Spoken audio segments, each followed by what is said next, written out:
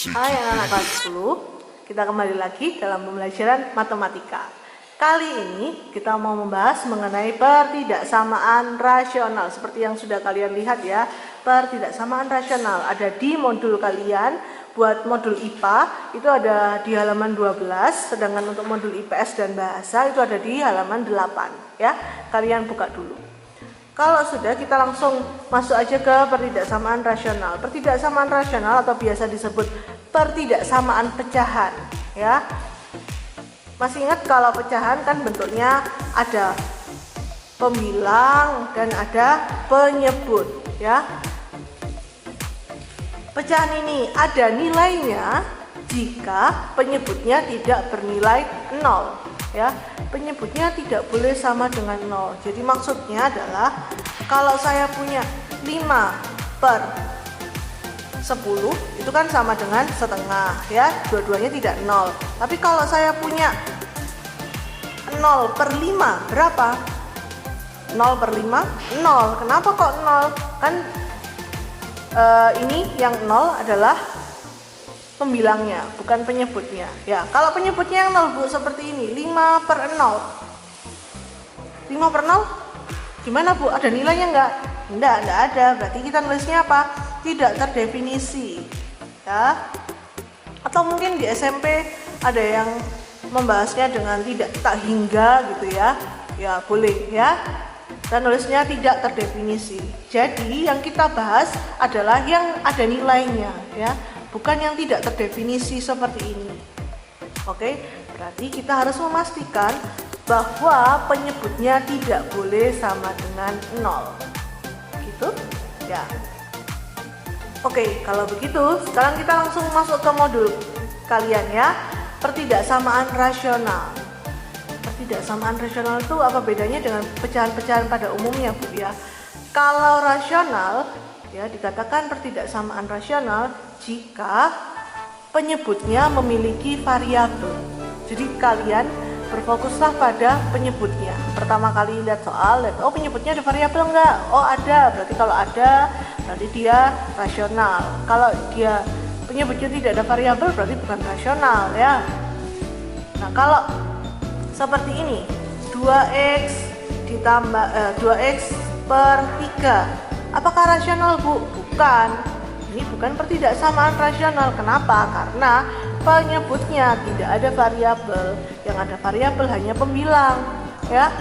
Nah kalau begini, kalau 5x per 3 dikurangi x, apa ini rasional Bu? Iya dong rasional. Kenapa? Karena ada variabel di sini ya. Karena ada variabel pada penyebut. Jadi fokusnya pada penyebut. Sekarang kalau saya punya 2/3x, gimana? Ayo, rasional atau enggak? Rasional dong. Kenapa kok rasional? Karena penyebutnya ada variabel. Nah tapi pembilangnya nggak ada Bu, nggak masalah ya. Jadi sesuai definisinya dikatakan pertidaksamaan rasional jika penyebutnya memiliki variabel. Mau pembilangnya juga punya variabel nggak masalah. Pokok fokusnya hanya di penyebut. Oke, begitu ya. Oke. Jadi yang harus dipastikan adalah pertama, variabelnya terdapat pada penyebut. Yang kedua, kalian harus pastikan bahwa ini tidak boleh sama dengan 0. Jadi contoh, saya punya 3/2 dikurangi x. Ini 2 dikurangi x nya tidak boleh sama dengan 0. Berarti x nya, negatif x nya tidak boleh sama dengan negatif 2. Maka x nya tidak boleh sama dengan 2. Jadi nanti buatnya begini untuk penyebutnya. Terus kalau kalian mungkin kalian masih bingung ya, terus gunanya buat apa Bu? Nanti kita coba contoh soalnya ya. Jadi intinya penyebutnya harus begini, tidak boleh sama dengan 0. Kenapa Bu tidak boleh sama dengan 0? Ya ini tadi, kalau 5/0 itu tidak terdefinisi ya. Jadi penyebut harus dibuat seperti ini nantinya ya, itu hanya khusus untuk penyebut. Kalau pembilang nggak perlu pakai tidak boleh sama dengan, ya, karena konsep dasarnya ini 0/5 itu sama dengan 0, jadi nggak masalah pembilangnya sama dengan 0. Oke, begitu. Kalau sudah, kita coba ke contoh soal yang pertama. Contoh soal yang pertama, saya punya 3/2 dikurangi X lebih besar dari 0, ya. Nah, yang pertama lihat penyebutnya ada variabel. Oh, berarti benar rasional, ya. Berarti bisa kita lanjutkan. Yang kedua, pastikan salah satu ruasnya itu 0. Nah, dilihat ruas kanannya ini sudah 0, berarti bisa kita lanjutkan, ya. Kalau belum 0, berarti buatlah bagaimana caranya sehingga ruas kanannya harus 0. Salah satu ruasnya harus 0, ya. Dipindah ruas kayak atau dibagi tergantung tipe soalnya. Oke, sekarang pada pembilang ini, ya, pada pembilang ini, karena ini pertidaksamaan, masih ingat ya, pada pangkat tinggi, pada pertidaksamaan kuadrat, pertidaksamaan mutlak, kita mengenal istilah PN, pembuat nol. Nah, kita gunakan lagi di sini. Jadi semua yang sudah kalian pelajari pada pertidaksamaan itu kita gunakan lagi di sini, ya, masih berhubungan. Jadi pada pembilang itu kita gunakan istilah PN, pembuat nol. Pembuat nol untuk pembilang. Jadi PN itu pembuat nol untuk pembilang. Tapi karena di soal nomor 1 ini tidak ada variabel, jadi PN-nya bagaimana? PN-nya tidak ada. Karena tidak ada variabel. Kalau nanti ada variabel berarti ada PN-nya. Begitu, ya. Nah, sekarang yang penyebut itu pembuat nolnya untuk penyebut tidak PN lagi, tapi kita pakai istilah harga kutub. Harga kutub itu adalah pembuat nol untuk penyebut. Nah, harga kutubnya itu 2 dikurangi X. Karena pada penyebut, maka seperti yang tadi, konsep yang tadi, ya, harga kutub berarti tidak boleh sama dengan 0. Tidak boleh menyebabkan 0, ya. Berarti negatif X tidak boleh sama dengan negatif 2. X-nya tidak boleh sama dengan 2. Oke, kalau sudah, masih ingat ya, kalau sudah begini, kalau ada pertidaksamaan harus ngapain? Harus menggambar garis, harus membuat garis bilangan. Kalau sudah membuat garis bilangan berarti ada apa? Ada interval dong, interval terbuka dan interval tertutup. Interval terbuka itu digunakan saat tidak ada sama dengannya, interval tertutup digunakan saat ada tanda sama dengannya di sini. Berarti kita tulis 2-nya di sini. Karena 2 merupakan selesaian dari harga kutub, ya. Karena tidak ada sama dengan, berarti ini kita menggunakan interval terbuka. Kalau sudah garis bilangan, udah interval, ngapain? Uji titik. Betul, anak-anak, uji titik dulu. Ambil X-nya yang tidak ada pada garis bilangan, saya ambil X sama dengan 0, masukkan ke soalnya 3/2 dikurangi 0, 3/2. 3/2 ini bernilai positif, berarti daerah yang 0 itu bernilai positif. 0 ada di kiri atau kanan? Ada di kiri, berarti di sini positif. Melewati interval, ya, karena ini berasal dari pangkat 1, maka tandanya berubah. Oke, paham ya sampai sini? Karena yang diminta soalnya lebih besar dari 0, berarti lebih besar dari 0 itu bilangan positif, maka kita tandai, kita arsir yang positif. Nah, begini diarsir, ya. Kalau sudah, kita tentukan jawabannya. Jadi selesaian dari pertidaksamaan ini adalah X kurang dari 2, ya. X kurang dari 2, begitu ya. Oke, kita coba soal lagi yang kedua.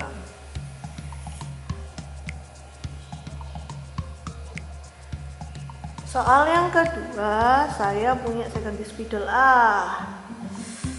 Saya punya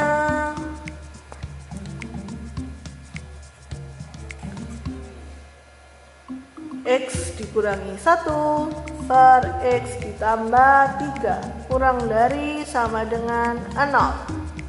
Begitu ya, soalnya dilihat ada apa? Berbeda ya dari yang nomor 1. Yang ini ada variabel pada pembilang. Berarti kita punya PN. Kita punya PN. PN-nya X dikurangi 1 sama dengan 0 ya. Kalau sudah masuk PN dan HK menggunakan tanda ini ya. Berarti X-nya kurang dari 1 ya. Oke, ingat pada pembilang menghasilkan 0 itu tidak masalah, maka kita pakai sama dengan. Kalau pada penyebut tidak boleh sama dengan 0, maka HK-nya X ditambah 3 tidak boleh sama dengan 0, tidak sama dengan 0. Maka ini X sama dengan, tidak sama dengan negatif 3. Oke ya, dari sini kalau sudah kita temukan PN dan HK-nya, kita buat garis bilangan ya. Garis bilangan kita gambar dulu, diurutkan min 3 1, negatif 3 1. Kita lihat dulu dari PN ya. PN itu berdasarkan yang sudah kita bahas sebelumnya, pertidaksamaan mutlak, kuadrat, pangkat tinggi. Itu kalau PN intervalnya mengikuti soal kan ya. Kalau soalnya interval tertutup ya tertutup, digambarnya kalau terbuka ya terbuka. Berarti kalau ini intervalnya mengikuti soal. Satu kan tertutup, berarti ini juga tertutup. Nah ya, kemarin kan sudah sempat saya bahas ya.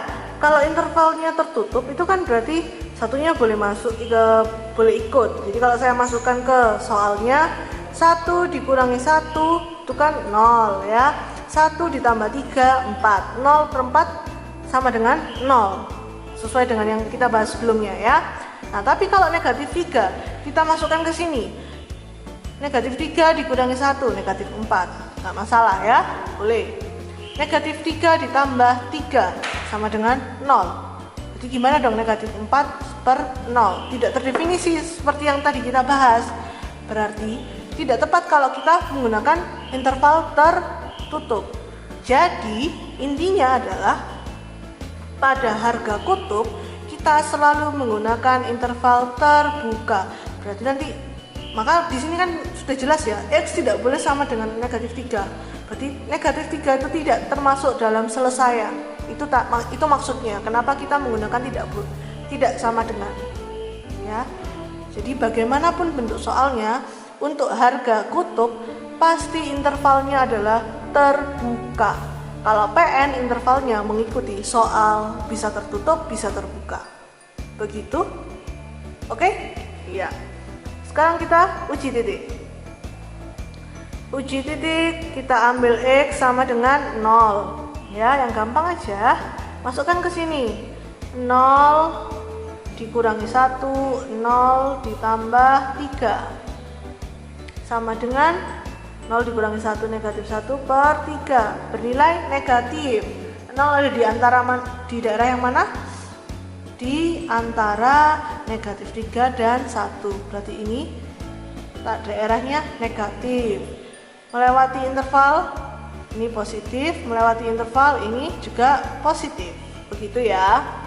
Nah, sekarang yang diminta apa? Kurang dari atau sama dengan 0. Berarti yang bernilai negatif, berarti yang ini anak-anak, iya kan? Iya dong. Maka kesimpulannya adalah jadi harus ada jadi. Daerah selesaian dari pertidaksamaan ini adalah X lebih besar dari negatif 3 dan X kurang dari sama dengan 1. Nah, jadi nulisnya sesuai dengan interval di sini, gambarnya di garis bilangan ya. Nggak apa-apa Bu, tandanya beda-beda begitu. Satunya sama dengan, satunya enggak, nggak masalah dong. Yang penting konsepnya benar. Begitu? Paham? Ya. Oke, kita coba lagi satu soal lagi biar semakin paham. Ingat ya, kita sudah punya kesimpulan baru bahwa harga kutub itu harus selalu interval terbuka bagaimanapun kondisi soalnya. Kita soal yang ketiga. Yang ketiga saya punya soal, nah ini nih, beda nih dari yang tadi. 2x ditambah 1 per x ditambah 2 lebih besar sama dengan 2. Nah, waduh, gimana nih? Ruas kanannya belum 0, harus dibuat 0 dong.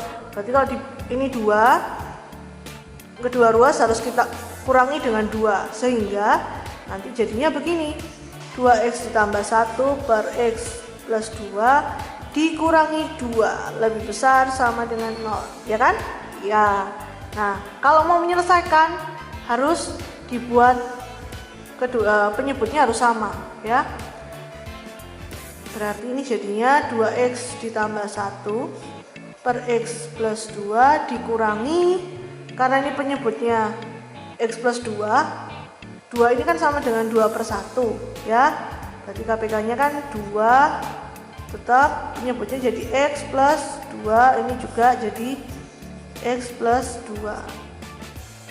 Ya kan? X plus 2 dibagi x plus 2 kan jadi 1. Jadi 2 dikali 1 tetap 2. Bisa ya? Bisa dong, ini kan pelajaran SMP ya. Oke. Sekarang kita satukan. Kita buat per yang panjang, ini x plus 2. Ini tetap 2x plus 1 tidak berubah. Nah, ini negatifnya, tanda kurang ini untuk semua yang ada di dalam kurung pada pembilang, ya. Berarti kita kalikan ke dalam semua pakai sifat distributif. Negatif 2 dikalikan x, jadi di sini min 2x. Negatif 2 dikalikan plus 2, berarti ini jadinya negatif 4.